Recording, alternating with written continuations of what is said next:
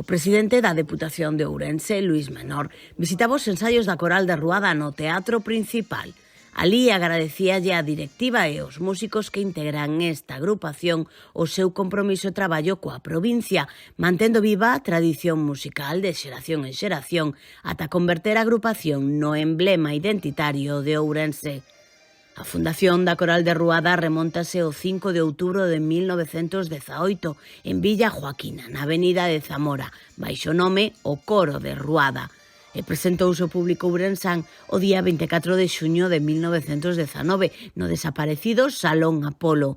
No seu primeiro ano, a coral percorreu algunhas das cidades máis importantes do país e sería no ano 1931 cando, invitada polos centros galegos no exterior, realizaría a súa primeira xira internacional visitando Arxentina, Uruguai e Brasil.